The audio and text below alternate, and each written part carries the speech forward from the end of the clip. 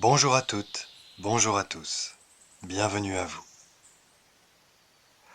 À l'image de Dieu, comme nous l'avons vu, nous sommes donc à notre tour des créateurs, plus ou moins conscients, à partir du moment où nous concrétisons nos pensées, quelles qu'elles soient. En effet, dès lors qu'une pensée sera retenue et validée, elle viendra se manifester, se concrétiser, selon l'importance et l'énergie que nous lui donnerons dans le temps.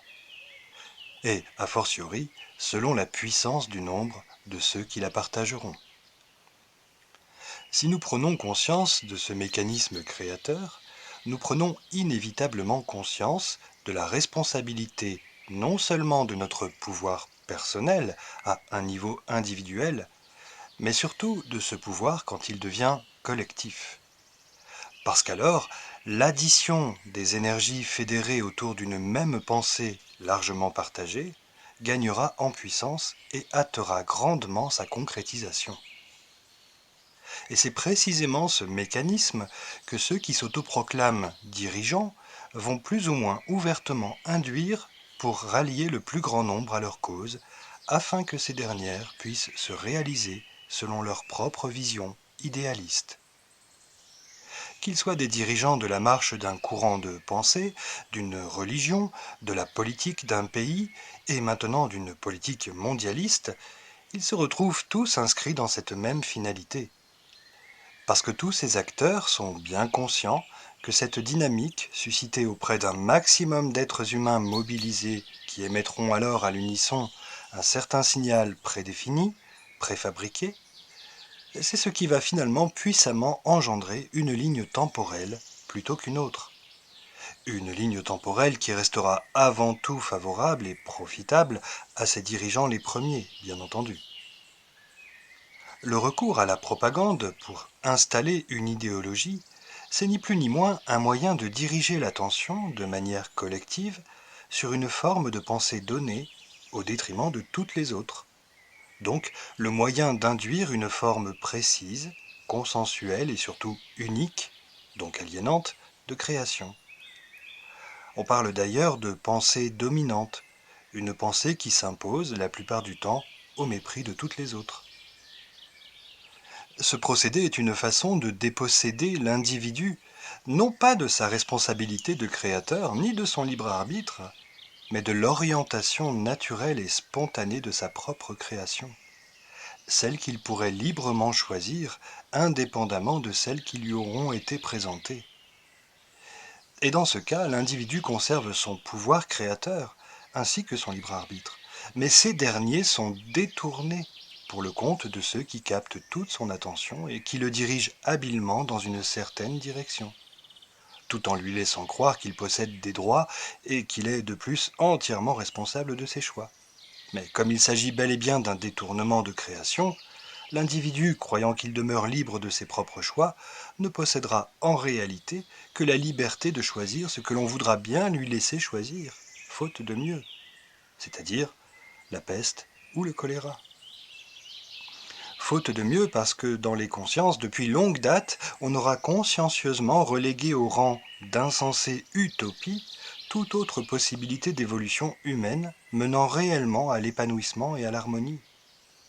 Et c'est là que l'on peut mieux comprendre qu'une pensée originelle, véritable et saine, ou bien même un message fondamental, pourront être remplacés ou convertis en une croyance orientée. Mais cette croyance établie, tout aussi créatrice que la pensée claire et pure, sera malheureusement dépossédée de toute expérience et de tout discernement personnel. Et donc, elle sera éloignée de toute réelle vérité. Elle ne pourra alors qu'engendrer et alimenter une idée de vérité privée de son essence.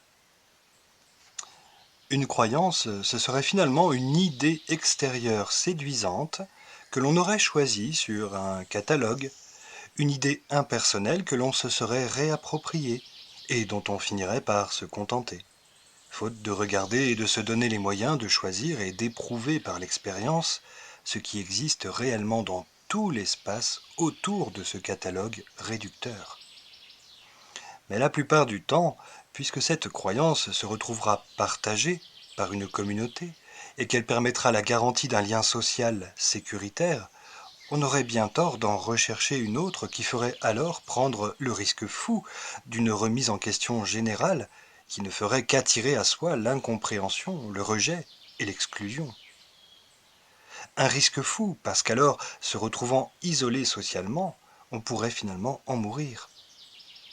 Et c'est ainsi que l'humanité, qu'un état d'inconscience et d'ignorance aura rendue totalement dépendante, se retrouve à vivre un incroyable paradoxe, lorsque la croyance faussée, accueillie collectivement, devient le garde-fou préférable d'un système pourtant totalement inversé. Et c'est ainsi que cette humanité se retrouve à devoir s'adapter et à composer bon an mal an avec une condition antinaturelle, dans un mensonge et un déni qui ont bien de quoi la précipiter en dépression si elle ne se réveille pas.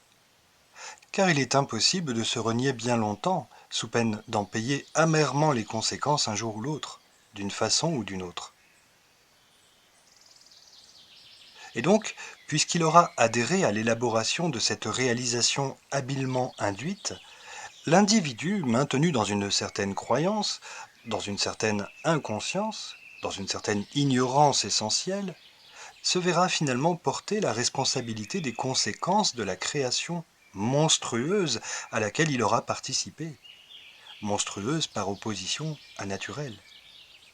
Si vous préférez, c'est l'individu qui aura en retour à supporter le poids des conséquences ainsi que la charge karmique qu'il aura lui-même engendrée à partir du moment où il aura adhéré, par le biais de la persuasion, sous la contrainte ou la séduction, mais également par auto-persuasion, à un projet finalement extérieur à lui, inévitablement éloigné de sa propre et juste évolution, et donc éloigné de la vérité.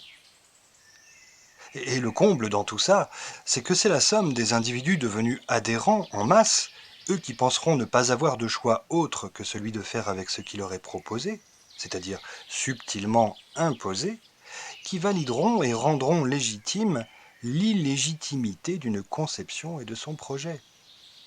Une conception et un projet fomentés par quelques contrôlants, habiles en stratégie de communication et surtout terriblement déterminés et efficacement organisés.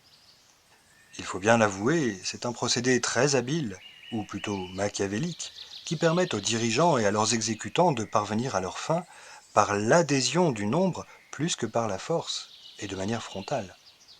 Ce qui permet ainsi d'éviter une opposition massive, puisque la finalité du projet demeurera voilée, et donc inconnue du profane, à qui l'on fera entendre un discours de façade séduisant et prometteur, bien souvent totalement inverse au réel projet dissimulé, et ce, afin d'endormir toute vigilance et toute indignation. Et donc également afin de s'assurer que seront tués dans l'œuf toute révolution ou tout renversement réellement pertinent. Comme on dit, la fin justifie les moyens. Et toute la subtilité des contrôlants sera de masquer le véritable objectif, pour que l'élaboration des moyens, alors incompris dans leur intention inavouée, puisse passer plus facilement, malgré la contrainte suscitée. Parce que les étapes pour y parvenir seront présentées et perçues sous un aspect inévitable, voire fatal. C'est ce qui permettra aux véritables dirigeants, les maîtres de ce jeu infernal, le plus souvent tapis dans l'ombre, terrestre mais également astral, et qui font exécuter les tâches ingrates à des représentants dociles et sans scrupules. C'est donc toute cette stratégie inavouée qui leur permettra de se défausser d'une grande partie de leurs responsabilités, et surtout qui leur permettra de ne pas s'attirer directement la colère de l'humanité, qu'ils jugent au passage bien idiote de se laisser mener aussi naïvement et aussi facilement. Évidemment que pour orienter l'opinion dans une certaine ligne temporelle, le système en place se gardera bien d'annoncer la couleur. C'est avant tout par des biais acceptables et persuasifs qu'il créera l'adhésion la plus massive possible. Les grandes causes, maintenant mondiales, auxquelles on ne saurait se soustraire sous peine de se voir taxé d'irresponsable, voire de traître, c'est le terreau idéal qu'un ensemble de systèmes, convergeant de plus en plus vers un seul et même nouvel ordre, aura choisi et sur lequel il élaborera sa logique inversée, en muselant au passage, à grand renfort de formules moralisatrices ou réprobatrices, tout élan de contestation, tout élan de revendication d'une ligne temporelle naturelle, alors jugée alternative, voire dissidente et même extrême, ce qui est le comble de l'inversion. Et dans cette même logique, gageons qu'au fil du temps, le catalogue des croyances verra ces propositions réduites à leur strict minimum, pour en arriver à une pensée unique. Et ce sera alors marche pour le système triomphant, ou crève dans le rejet et l'isolement. Ainsi, ceux qui oseront apporter une ouverture et donc une remise en question de ce qui était communément établi seront présentés comme de dangereux fauteurs de troubles à une masse crédule et apeurée qui le plus souvent, par recherche de sécurité, se sera fédérée à ces systèmes illusoires qui lui auront inlassablement promis protection et confort. Et qu'elle finira par défendre, croyant naïvement qu'à travers eux, c'est sa propre intégrité et ses propres droits fondamentaux qu'elle défendra. Elle restera en effet convaincue du bien fondé de sa réaction de défense, puisqu'elle agira en responsabilité, comme on aura fini par l'en persuader, pour garantir la cohésion et l'équilibre du système auquel elle aura fini par s'identifier. Ce dont cette masse n'aura pas vraiment conscience, c'est que ces droits-là seront ceux qu'on lui concédera seulement sous certaines conditions. La croyance qu'elle les possède véritablement et intégralement fera le reste. Il n'y a pas plus convaincu que celui qui veut croire. Et c'est comme cela qu'en France, par exemple, on entonne encore bien naïvement et non sans ferveur une effroyable et funeste marseillaise au nom d'une liberté défendue becs et ongles, au nom d'une idée de la liberté. À ce propos et dans cette même logique, le recours à la menace d'ennemis extérieurs intolérables, plus ou moins fictifs, en tout cas persuasifs, fourbes et féroces, est une puissante stratégie qui incite à la protection du dit système, devenu alors une patrie, autant dans les consciences que jusque dans la chair même. Une patrie que l'on ne pourra que défendre, comme on défendrait instinctivement et spontanément nos fils et nos compagnes. Cet appel à une mobilisation affective entière ne pourra que renforcer le sentiment de légitimité ainsi que l'organisation du système monstrueux prétendument menacé. Et c'est ainsi qu'il pourra devenir tout-puissant. Et paradoxalement, il deviendra le sauveur tant attendu, celui-là même que chacun aura vaillamment sauvé au péril de sa propre vie. Drôle de petit jeu, n'est-ce pas? Dans le conte Le Petit Chaperon Rouge, nous avons un loup qui se fait passer pour une grand-mère souffrante, donc menacée, que sa descendance, la chair de sa chair, en l'occurrence sa petite-fille, aimante et soucieuse de son état, vient visiter en bravant toutes les peurs et tous les dangers de la forêt, afin de lui porter assistance. Si l'on remplace la mère grand par la patrie, que le système monstrueux incarné par le loup vient singer, afin de pouvoir finalement engloutir d'un trait le citoyen, représenté par le petit chaperon, un être naïf et entièrement dévoué, dont la vigilance a été habilement endormie, on retrouve en tout point la trame de ce qui se joue à échelle collective. On notera également que dans cette logique, on pourra tout aussi bien attribuer la menace d'un extrême danger à une patrie qu'à une assemblée de pays, qu'à une religion ou qu'à la planète entière, c'est-à-dire à l'espèce humaine tout entière, pour mobiliser tout un chacun autour d'une cause dont il ne saurait viscéralement se détourner. Ce sera toujours au nom d'une cause valable, la plus émouvante possible, que l'on obtiendra plus facilement l'assentiment d'une majorité, soit pour déclencher une guerre, soit pour obtenir une obéissance responsable. Dans tous les cas, ce sera finalement au détriment de l'être humain, donc au détriment de sa ligne temporelle naturelle. Mais la direction que le système lui fera prendre lui sera toujours présentée comme un moindre mal, forcément pour son bien. Le maintien de l'ignorance et de l'infantilisation permet d'induire cette inversion de la réalité en jouant sur la corde sensible de l'instinct de survie et de préservation, en réaction à la peur conséquente d'une menace forcément extérieure, ainsi qu'à un fort sentiment d'insécurité. Les contextes d'insécurité seront paradoxalement très bénéfiques au renforcement d'un système, parce qu'en exhortant ce dernier à toujours plus de protection, on finira par le prier d'être toujours plus répressif, finalement envers soi-même. Et donc, on finira par le prier d'être toujours plus monstrueux. Et c'est ainsi qu'une population inconsciemment embarquée dans une telle stratégie aura mordu à l'hameçon, et qu'ainsi mobilisée, elle sera devenue la créatrice des barreaux toujours plus solides de sa propre prison. Mais qui pourrait donc croire qu'un système favorise sciemment des contextes chaotiques, des fractures sociales, cultuelles et sociétales, savamment maintenues sous contrôle bien évidemment? Qui pourrait croire que ce serait dans l'unique but de pouvoir proposer finalement la solution, la sienne, bien particulière et consciencieusement préparée à l'avance, en réponse à l'attente désespérée d'un résultat salutaire, ainsi qu'à la bénédiction du plus grand nombre qui aurait remis en toute confiance sa destinée entre les mains d'une autorité assurément compétente? Non, on ne peut pas croire une telle machination, on préférera croire à la bienveillance de cette autorité désignée pour nous protéger avant tout. De plus, nos ancêtres ne se sont pas battus pour rien et nous n'avons pas revendiqué ni obtenu des droits ni des acquis pour rien. Nous, le peuple, nous savons démocratiquement nous faire entendre et nous sommes bel et bien libres de choisir notre destinée comme nous l'entendons. Oui, on vous laisse le choix, la peste ou le choléra, ainsi que les miettes de votre pouvoir ignoré. Dans le cas où la contestation se manifesterait plus franchement malgré tout, la répression monstrueuse, devenue légitime, se fera jour, puisque la masse adhérente aura elle-même rendu légitime et ce système monstrueux et sa défense. Et c'est à ce moment précis que toute la monstruosité de ce système et de sa ligne temporelle imposée sera mise en lumière de façon éclatante, dans toute sa violence et même dans toute son horreur. Le problème, c'est qu'à ce moment avancé, tout sera déjà mis en place de façon légale pour réduire à l'impuissance toute affirmation d'une autre voie. Parce que le système développé depuis longue date aura su créer des habitudes et une dépendance telle que la masse ne puisse plus compter sans lui, qu'elle ne puisse plus savoir comment s'autodéterminer sans l'organisation sociale qu'il aura orchestrée à sa manière et avec ses moyens techniques et économiques notamment.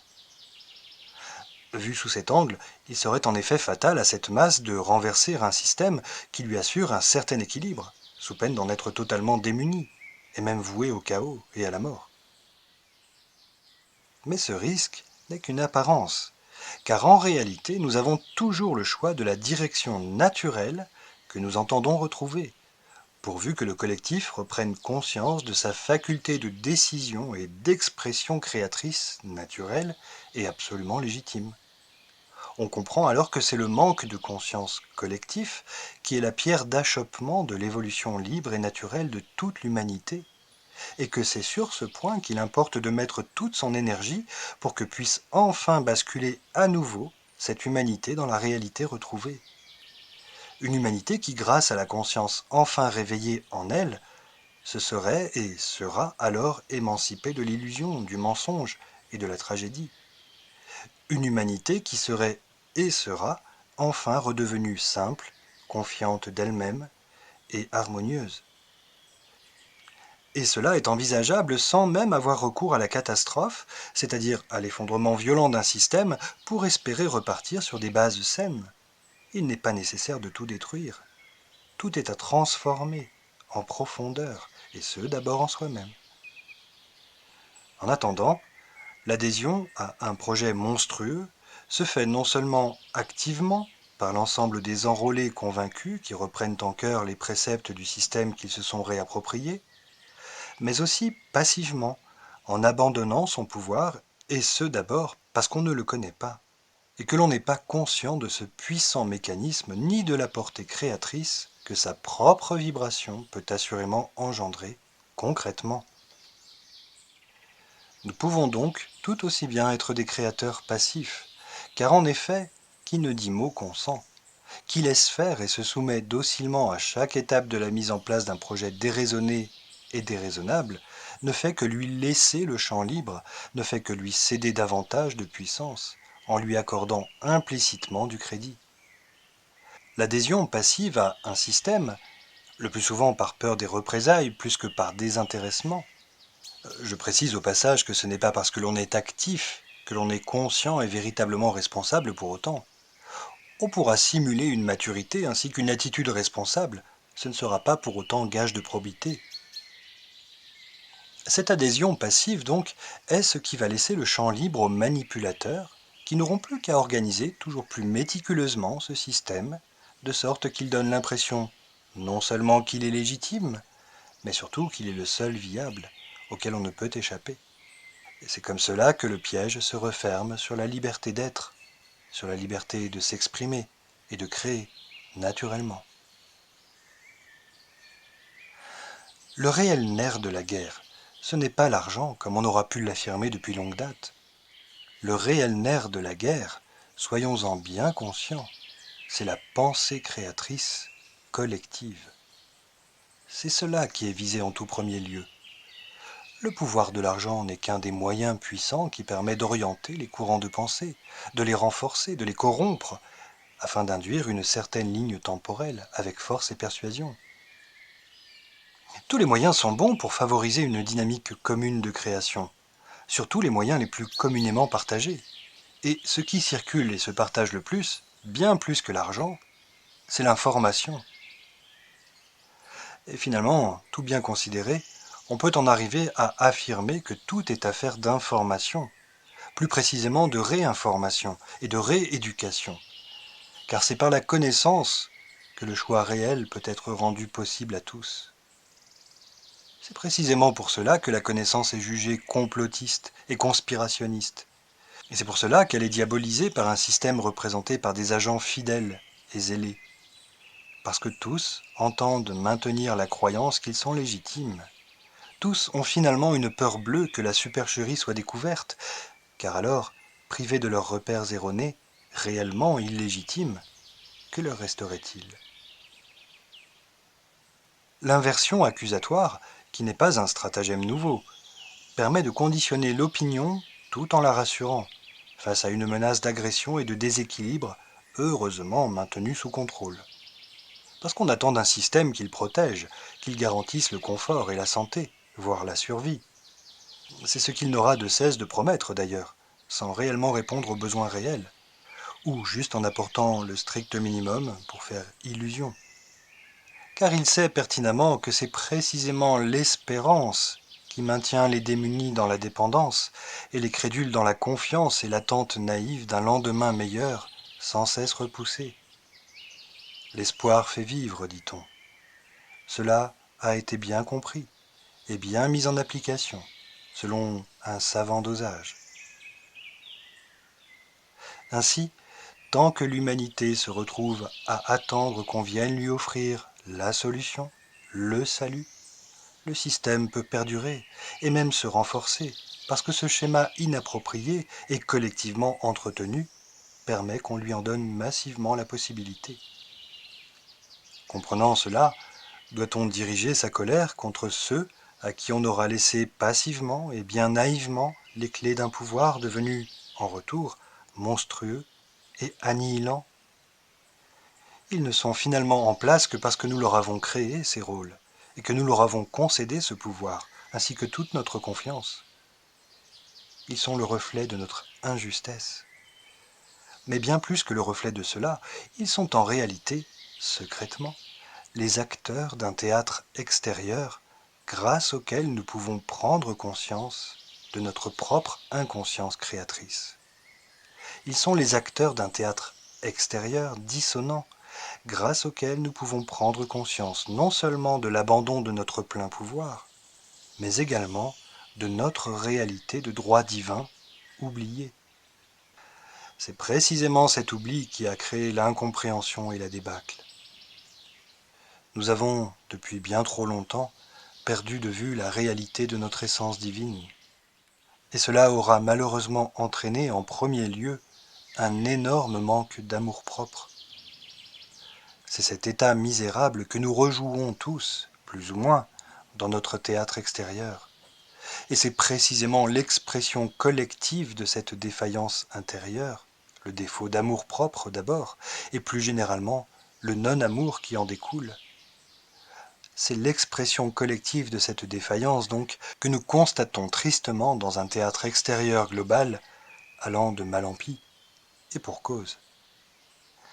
Mais en réalité, c'est un puissant indicateur qui nous signifie non pas que nous sommes incapables et illégitimes, mais bien malheureusement encore trop inconscients et ignorants. Et plutôt que de chercher inlassablement et finalement bien vainement à vouloir prioritairement améliorer ce théâtre extérieur, ou à le réparer, c'est bien par la conscience de la réalité de notre théâtre intérieur, de notre propre vérité essentielle et de la réconciliation en soi d'abord, que tout pourra reprendre naturellement son cours sur la terre.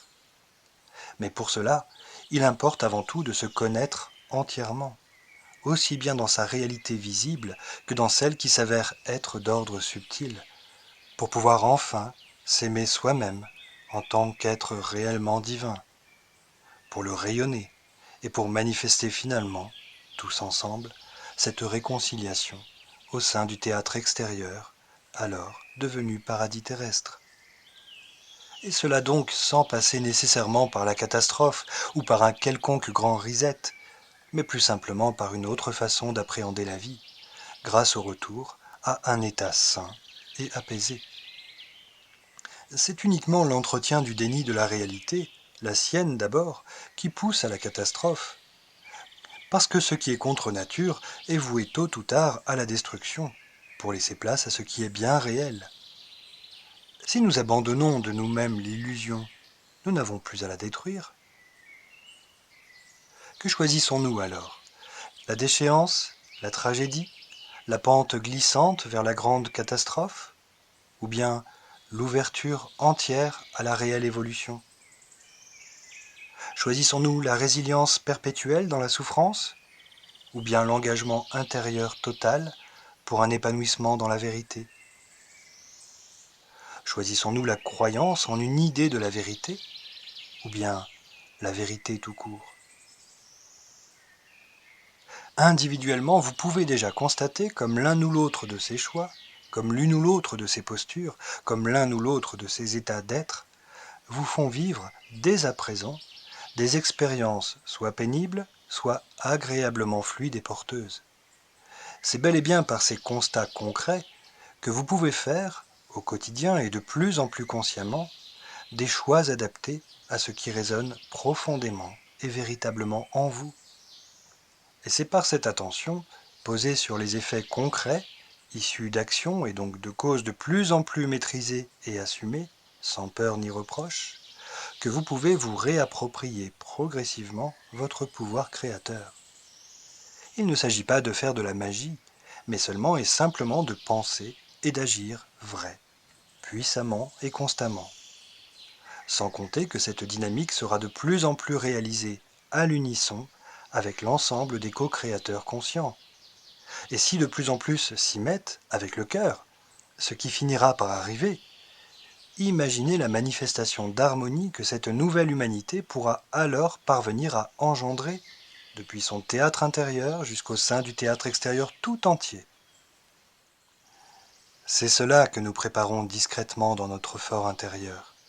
Et c'est cette dynamique que nous transmettons patiemment, tout en l'incarnant avec toujours plus d'assurance, avec toujours plus de réelle légitimité, après avoir courageusement décidé d'abandonner le triste catalogue des croyances limitantes et finalement stériles. L'engagement en conscience du choix éclairé n'est-il pas sans aucun doute bien préférable à une foi débonnaire, aveuglée, ou à une interminable errance douloureuse? Cherchons d'abord la véritable connaissance. Partageons-la et préservons-la, car d'elle dépend la direction que prendra notre cœur. À bientôt. Prenez soin de vous et de vos propres pensées. Et n'oubliez pas que nous irons ensemble vers l'unité retrouvée sur la terre. Et personne, Je dis bien personne ne pourra s'y opposer.